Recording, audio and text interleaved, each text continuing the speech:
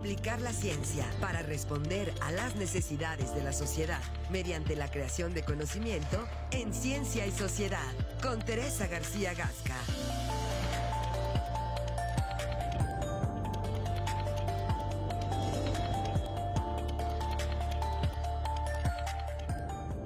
Ocho de la mañana con 35 minutos. Como cada semana, le damos la bienvenida a la doctora Teresa García Gasca.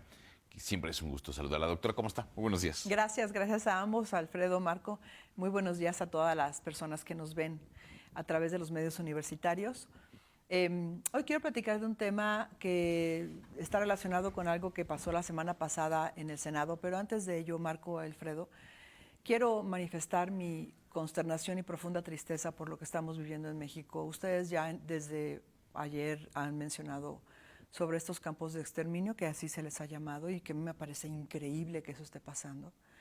Pero que escuchando la nota, más bien hace ratito que ustedes daban a conocer las primeras planas, y que una plana la del Universal dice que hace 20 años que se conocen campos de exterminio en México, no me cabe en la cabeza que tengamos una autoridad tan omisa, que sean las madres buscadoras las que tengan que hacer ese trabajo tan duro, que en México esté pasando esto, cosas que se asemejan al holocausto nazi, que es verdaderamente increíble, y que la autoridad, bien gracias, la autoridad haciendo otro tipo de cosas, distrayéndose en otro tipo de temas, el ejército construyendo trenes en lugar de estar atendiendo este tipo de cosas, que el ejército es quien nos debería estar defendiendo en contra de todo el crimen organizado, tomando acciones.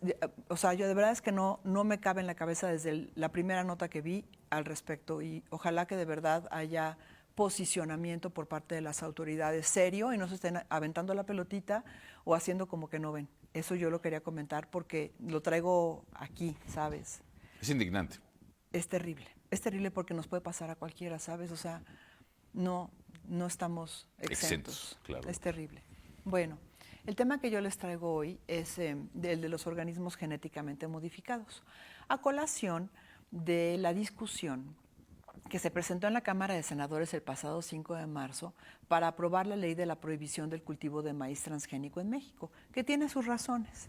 Pero la verdad de las cosas es que es triste ver el nivel de discusión que nuestros legisladores tienen con respecto a un tema del que no saben y que no conocen. Y que al final del camino debería haber una ley que obligue a los legisladores a acercarse a gente experta en los temas, que pueda ir al pleno y que pueda subirse a la tribuna y explicar qué es lo que pasa para que se tomen bien las decisiones. Si ustedes no han visto esta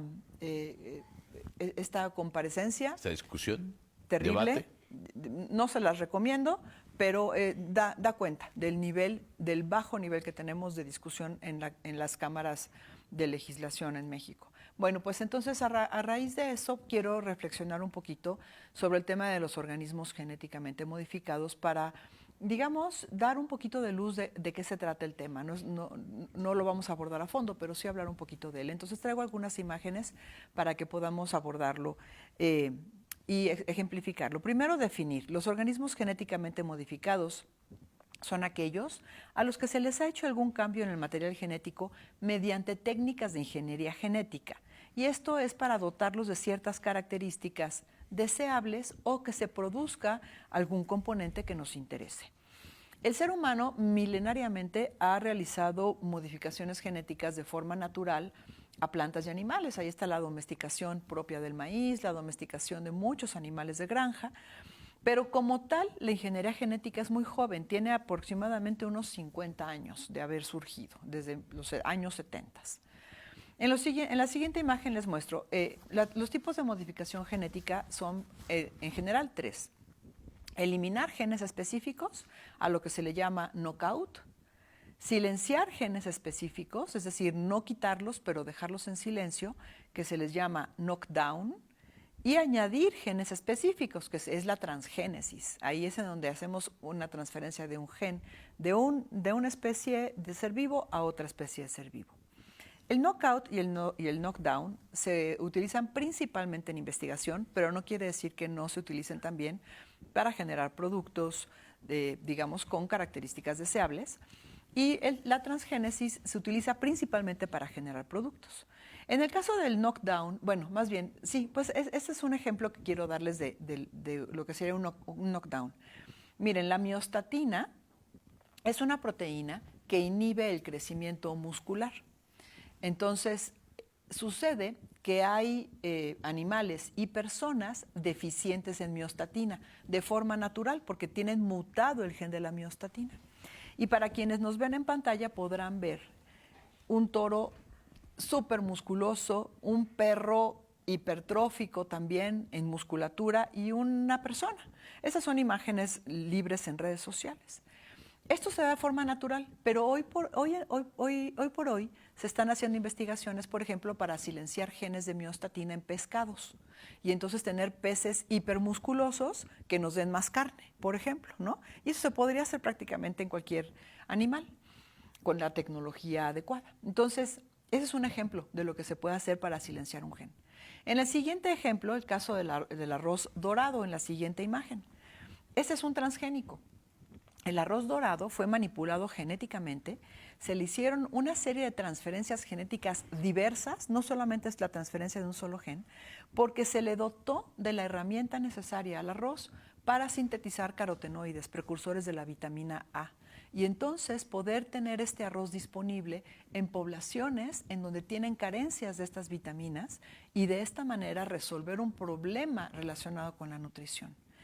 Ingo Potricus, junto con Peter Beyer, de Suiza y Alemania respectivamente, desarrollaron esta línea transgénica de arroz y ellos pidieron que se distribuyera gratuitamente a todos los países que lo necesitaran. Sin embargo, ahí metió la mano una empresa muy famosa, de la que vamos a hablar en un momentito más, y cambiaron las reglas del juego con respecto a la distribución de este alimento transgénico con este beneficio, que no deja de tener los problemas ecológicos, naturales, relacionados con las plantas transgénicas, de las que vamos a hablar en un momentito más. Y bueno, pues ¿qué más tenemos? Medicamentos transgénicos. Ahí tenemos en la siguiente imagen medicamentos que usamos todo el tiempo. Insulina humana, es toda la insulina que está en el mercado es transgénica. Y es la forma en la que hemos logrado tener abastecimiento de insulina para todas las personas con diabetes que requieren insulina. Hormona del crecimiento, transgénica. Eritropoyetina para insuficiencia renal y para anemias, incluso se le administra a niños pequeños, transgénica. No tiene ningún problema porque son las proteínas humanas producidas por otros sistemas biológicos, principalmente bacterianos. Pero es la proteína humana tal cual la que se le administra a la persona. Y no va a suceder otra cosa que el efecto de esta proteína de forma natural. O los anticuerpos monoclonales para el cáncer, ahí está, es la fusión de células de diferentes seres vivos, ratones y células de mieloma para producir anticuerpos a gran escala, o las vacunas recombinantes, de las que también ya hemos hablado antes.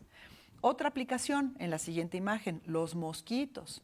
Se están generando mosquitos transgénicos. Se editan genéticamente una serie de, una población de mosquitos específica para que no puedan reproducirse y entonces poder terminar con la malaria o con el dengue.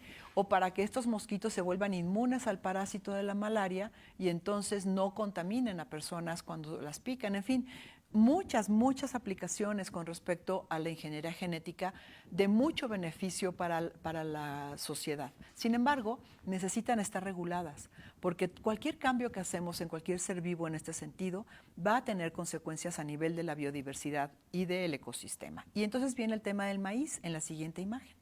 Justamente, el maíz transgénico que se ha generado en otros países que no tienen maíz nativo y que no tienen nada que defender y nada que perder, como México, que México tiene una riqueza en germoplasma en maíz nativo y que es la principal razón por la cual no se debe cultivar maíz en México, maíz transgénico. Pues hacen maíz resistente a plagas, resistente a herbicidas, con mayores rendimientos de producción por hectárea. Y empresas como Monsanto justamente han pervertido este tipo de, digamos, de aprovechamiento de muchos productos transgénicos de tipo agrícola, no solamente del maíz. Sin embargo, el tema del maíz es particularmente importante en México, porque nosotros justamente somos la cuna del maíz y tenemos una diversidad importantísima de maíz nativo, que cuando llega el maíz transgénico, contamina genéticamente por polinización, por cruzas naturales a nuestro maíz nativo y entonces tenemos el enorme riesgo de perder esa riqueza natural. Esa es la razón principal. Hay mucho, se habla mucho de si los alimentos transgénicos provocan enfermedades como el cáncer. No provocan enfermedades como el cáncer, no va por ahí. Sí pueden provocar algunas afectaciones como alergias. A una especie de alimento se le pone un gen para resistir contra un herbicida y esa proteína puede provocarnos reacciones alérgicas a nosotros, no necesariamente nos va a provocar una afectación mayor. Entonces, ahí hay un gran desconocimiento, no está comprobado que los transgénicos, los alimentos transgénicos estén relacionados con ese tipo de enfermedades, pero sí están relacionados con afectaciones directas como alergias, por ejemplo, hipersensibilidad al consumo de los alimentos. Y en la siguiente imagen les muestro la reflexión. ¿De qué se trata? ¿De prohibir o de regular? Les decía yo, el Senado aprueba la conservación y protección de maíces nativos y sus parientes silvestres a través de el no cultivo de los maíces transgénicos. Esto me parece que es una buena decisión. La forma en la que se llegó ahí, pues no necesariamente fue buena, porque se esgrimieron muchos argumentos carentes de fundamento. Sin embargo, encontré una nota publicada por Gobierno de México, por la Oficina de Gobierno de México, en donde me llama mucho la atención, que dicen, el maíz transgénico resistente al glifosato, que es un herbicida, no se afecta, porque claro, hacemos maíz transgénico resistente al glifosato. El problema, entonces, es que los agricultores incrementan el uso de glifosato cuando usan maíz transgénico en los cultivos para combatir como herbicida, ¿no? Para combatir ahí a la plaga. El tema es que el glifosato no se debería usar. Es decir, estamos defendiendo el uso del glifosato a costa de lo que en realidad importa en términos del cultivo del maíz transgénico. En México no estamos regulando el uso de herbicidas nocivos, no estamos regulando el uso de productos que no deberían utilizarse en la cuestión agropecuaria, de antibióticos, de hormonas, de herbicidas. Y en lugar de regular el uso y de controlar ese uso, nos vamos por otro lado y entonces tratamos de encontrar pretextos.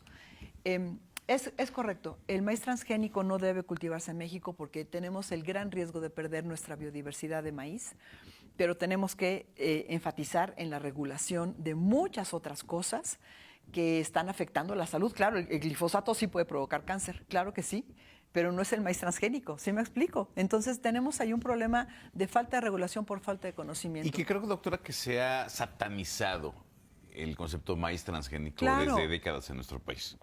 Y es falta de conocimiento. Y no vamos a dejar de consumir maíz transgénico, porque tendríamos que dejar de consumir muchísimos productos que ya son de nuestro día a día, que ya están en las cajas de cereales. En el súper, en el Sí. hipermercado. Claro, entonces eso no va a suceder, no lo vamos a dejar de consumir, pero el consumo del maíz transgénico per se no es el problema. El problema es más profundo a nivel ecológico y de biodiversidad. Entonces, es lo que les quería yo platicar el día de hoy. Hay que informarnos bien, no nos vayamos con esta cuestión de que los transgénicos provocan cáncer. No es así, hay muchos productos transgénicos muy benéficos. Más bien veamos alrededor de qué estamos tomando las decisiones. ¿Y quiénes son los que inciden, doctora? ¿Mande usted? ¿Quiénes son los que inciden en la toma de decisiones de una agenda nacional? Sí. O sea, porque hay transnacionales, por supuesto, Es detrás que, de ¿a ello. poco de verdad que no pueden hacer un parlamento abierto o una sesión especial y llevar a los expertos en maíz transgénico para que expliquen exactamente cuál es el problema? Y entonces los legisladores puedan tomar la decisión mínimamente con un conocimiento suficiente. Verdaderamente es lamentable la forma en la que se discuten las En la que leyes. se debaten ese Sí, tipo de cosas. terrible. Nada más platicarles que estamos en nuestro tercer sábado de Chavas en la Ciencia. Nos toca este sábado en el Museo de Ciencias Ximhai y en la Universidad Nacional Autónoma de México, en el Instituto de Neurobiología, en la Semana del Cerebro. Así que seguimos adelante y en esta ocasión papás y mamás tendrán dos charlas muy interesantes, una sobre ciberseguridad por parte de la Facultad de Informática y otra sobre herramientas digitales para prevenir el acoso por parte de Sandra Luz López Ríos de Caminando Juntas de aquí de la UAC. Pues muchas gracias. Muchas gracias a usted como siempre, doctora. Gracias. Nos vemos la próxima semana. Vamos con más de la información. Vamos a